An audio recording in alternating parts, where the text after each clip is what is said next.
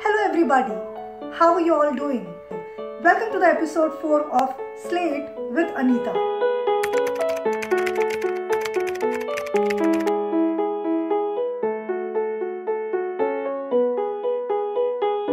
I must confess, I'm someone who prides herself on her resilience.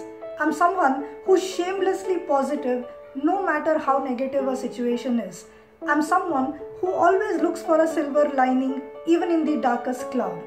But of late, I've also been a little bit under the weather seeing how situations are unfolding around us. Since my work involves very closely working with corporates, I'm also hearing some mixed news about how corporates are choosing to operate during the time of this worldly crisis. On one hand, there is this good news about how much contributions and grants the companies are making towards governments, towards Prime Minister's funds, towards NGOs that they believe in. And on the other hand, I'm also listening to how they are probably going about the whole appraisal and the yearly raises system a little differently. Now, while we all can understand that, I thought it might be a naturally good idea to explore what is the position that they are choosing to operate from a perceptual position's point of view. In these times of crisis, I will say I'm also tapping into a lot of NLP resources that I can really rely on so that I come out of this and I'm able to influence others to do just the same. Because one thing about NLP is this school of thought believes that all of us have all the resources within us to help tide over any situation in the beneficial manner that we want. Now, are you ready to move into perceptual positions and organizations perspective? So please make sure that you go and look through the interesting perspectives that she has to share, because she's talking a lot about what's currently going on around us. On that note, to give you a really quick recap about what we've been doing so far in perceptual positions, firstly, we looked at what the three primary positions are: own shoes position, other person's position, and observer position. In another episode, we looked at some real life scenarios, some day-to-day life scenarios, and then we looked at how perceptual positions can help us deal with them better. Today, we are going to concentrate on what is the organizational dimension when we apply perceptual positions. The fact that some of my subscribers have told that they are into very key positions in organizations, they definitely will find this useful. So, let's say organizations decide to function primarily from perceptual position 1, that is our own position. Now, what will tend to happen, or what could happen, is that they may come up with solutions which is their own generated. They may not have a ear to the ground. They may look at things objectively, but without really considering the customer's perspective, as a result of which they may be more problem-centric than solution-centric. In fact, many technological companies, ITES companies can be looked at who have adopted this view only to not find the greatest success possible. So that's perceptual position 1 with organizations. Coming to perceptual position 2, what were to happen if organizations adopt this? Because remember, one interesting thing is that whatever be the position that organizations adopt, it will also come through as part of the culture and the fabric of the whole organization. So organizations who primarily operate from perceptual position 2 will maybe look at the customer's viewpoint a little too much. Now, what's the danger? The danger is that they might end up committing more than they are capable of delivering to the customer. So what do you think will happen over a period of time? A, they'll probably find out that the customer actually is going to make either too many demands, which they will find unrealistic to live up to, or the customers might actually stop respecting these organizations, but it comes across like they are dealing with companies which don't probably have a spine or a standard of their own to follow. Now, what happens if organizations were to follow from a perceptual position 3?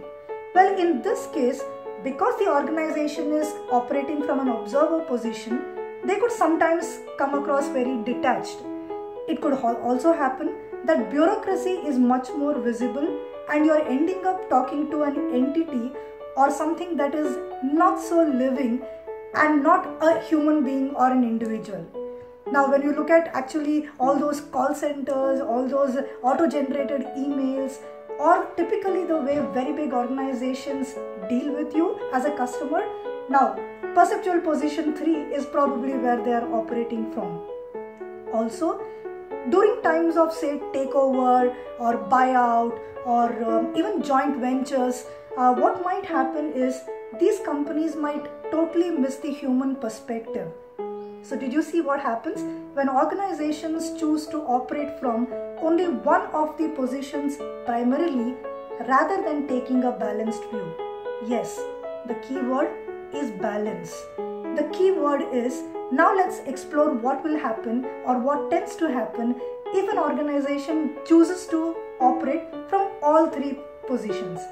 Now, for organizations who, let us say, now look at the first position, they probably have a very clear vision, mission, values, where the strategy and what the employee needs to do, everything all comes together and everything all is beautifully aligned. What happens when in a balanced manner, companies are looking at the second position? Well, they clearly have a ear to the ground. They are keenly listening to what the internal and the external customer has to say, and they actually dynamically weave that as part of the conversation and translate that into the changes that they bring about when they try the next thing. Also, these organizations, when in a balanced manner, they go for perceptual position 3, you will see that they are objectively trying to see what happens when they are interacting with someone and what is the effect on the other person, and vice versa, so that the changes in the system, the changes in the either the rules that they are following or bringing about, or the systems that they change, or the processes that they tweak, everything will take into everybody's point of view into account. The beauty of organizations who also follow a very balanced way of the three perceptual positions actually explore collaborating rather than competing. So people who are there in their supply chain, people who are probably also their competitors, they explore how they can collaborate with these guys so that totally there is a win-win-win. Now, coming to currently the situation that's going around all of us, I'm just trying to guess what might be happening when organizations are deciding to do what they are doing. Let me take a sample scenario. Now, as an employee, and I'm taking the perspective of an organization here. Now, let's say as an organization, and mind you, these are real things that I'm talking about because my business involves working very closely with a lot of corporates. So I've been having quite a few conversations with decision makers in many sizes of corporates, or rather from smallest organizations to the largest companies. What's playing out to be is something like this. April and May are typically months when all the employees are conducted appraisals and then the bonuses are doled out or the increments are rolled out. Now most of the companies now are taking a stance that may not be possible. That yes, most of the employees who will probably get to keep their job itself might be a big thing. Now, what is an organization trying to do when I'm looking at it from a perceptual position point of view? The organization from a first position point of view might be thinking, hey, I probably need to do a bit of smart cash flow management because I'm not getting probably a lot of fresh business during this period. Now, rather than lay off people completely, maybe I'll have to sacrifice giving them an increment or a bonus for the time being and instead just continue paying the basic salary, or on a worst case, maybe a portion of the salary. Now when the organizations are looking at it from the employee point of view, at least some basic is happening. At least they are not completely empty-handed. So maybe for the time being, it is okay. Who knows? From an employee point of view, if we are able to correct this in the next cycle, maybe we could go ahead and do that for them. Now, from an observer point of view, when we see this interaction between the organization and the employee, it could come across that the organization is trying its best for the employee, and the employee probably feels that, yes, I know and I'm not happy about what's currently happening with me, but at least I'm better off than so many other people who are in far tougher situations than I am in. So I guess that's the best that we can live with. Now, while this episode aims at closing the perspective of perceptual positions using individual and the organization, let me talk about one last concept which helps us implement the perceptual positions in the first place. Well, that concept is called as positive intention or unconscious positive intention. Now, this may not be entirely true, but this concept says that whenever I look at something, I believe that the other person always had a positive intention or always has a positive intention for doing or saying or behaving the way they did. You want to know what is unconscious positive intention all about? Let's look at it right away. So Sue has this very interesting section in her book, and they are called as thought provokers. And my God, do they provoke thought? Absolutely. So talking about unconscious positive intention, there are quite a few thought provokers that are there, and I'm going to use today 2 examples to explain what that means. I really hope and believe and pray that it will help you. So Sue has this very interesting section called thought provokers in her book at the end of each chapter.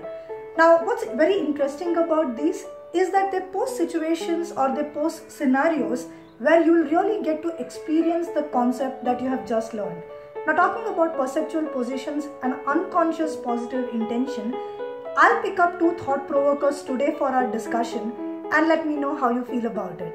So one is, let us say you have requested for additional job responsibility from your manager or supervisor, and he or she does not agree. What possibly could be the unconscious positive intention which is making her or him say no to me? After all, I am the one who has asked for it. Well, think about this. Maybe my manager is thinking that let her get a little more better at this. Let her prepare a little more. Why? Because then if she approaches this additional responsibility, then the chances of her doing this in a much better way without failing or without encountering harsh obstacles, then she will feel way more happier about it. So yeah, that could be the unconscious positive intention behind turning down something that had been my request. Another example. Let's say I'm asking a colleague for some information from another department, and that colleague is not responding. What could be the unconscious positive intention? Well, chances are that this has nothing to do with you in some cases, or chances are that maybe the person wants that you do a little more homework so that when those pieces of information are plugged in, you will learn more in the process. And ultimately, when that project proposal is put through, or ultimately when the task is completed and he or she decides to respond, the work will be that much more complete. So unconscious positive intention, my friends, is about believing, is about thinking or feeling that yes, the other person definitely has some good for me in their mind, which may not be true, but I can definitely use that to understand him better or her better and improve my choice as to how to respond to each situation. So, on that note, we finally come to the close of perceptual positions. Well, many NLP books or many NLP courses tries to teach you what are the behaviors or what are the patterns that you can follow, or literally what is the script that you can practice to be able to follow perceptual positions. But you know what? I'm not sure that is entirely effective. Why is that not effective? Well, stay tuned. Don't miss the next episode, because that's exactly what I'm going to cover. Thank you so much for watching Slay It with Anita. Stay safe during the whole COVID-19 lockdown and quarantine. And really a big thank you for everybody across the world who are into essential services, medical services, technology services, whoever is burning the midnight oil so that the rest of us who are inside our houses can continue to stay so. A big thank you to all of you. Thank you for watching Slate with Anita.